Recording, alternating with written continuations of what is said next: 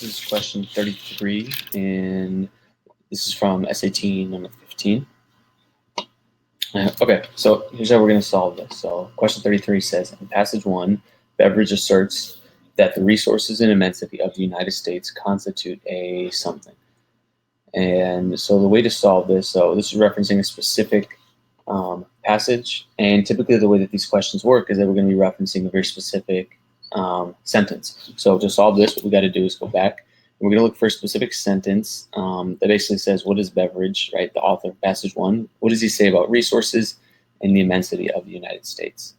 And so there's two ways to help us sort of find this text fast. One is that this question here is the first question out of the gate, meaning it's the first question that's being asked in the passage. So we should expect that it's probably going to come towards the beginning of the passage, right? So in this little area here.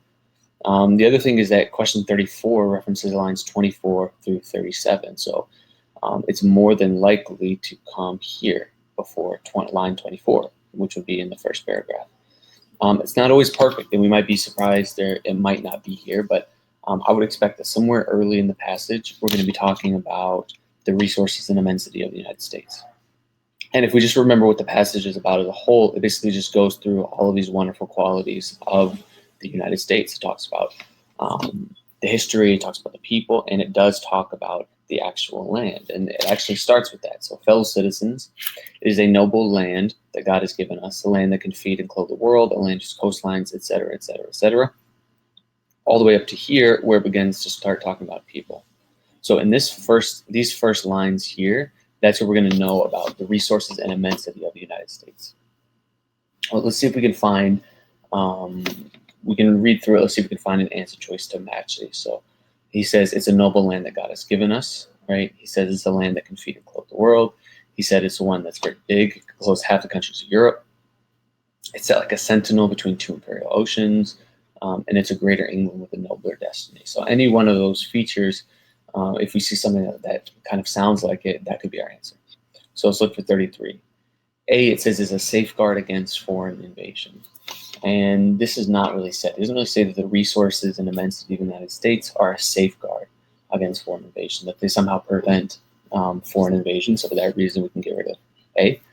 Then we have answer choice B, which says it's a replication of conditions in Europe. And this might seem plausible here because he does reference Europe, right? He says it would enclose half the countries of Europe.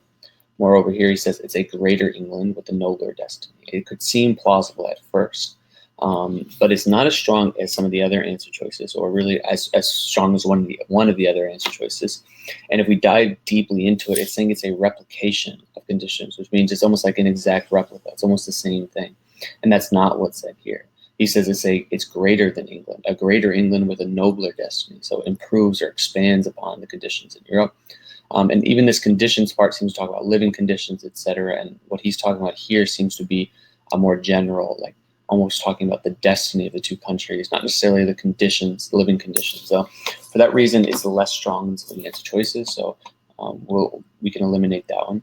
C says it's a divine gift to the American people. And this seems to actually match the very first part. It is a noble land that God has given us. A noble land that God has given us. So God is the divine part, and has given us is the divine gift. So this is a pretty strong answer choice. We should keep it. D says it's a source of envy for people in other countries. Now, this might seem plausible because all of these great things are happening, basically saying that it's almost the chosen land, almost uniquely chosen. So that would seem to bring some envy for people in other countries. But that's not going to be our answer choice because it's never explicitly stated in this paragraph at all. So divine gift for the American people is going to be our answer choice for question 33.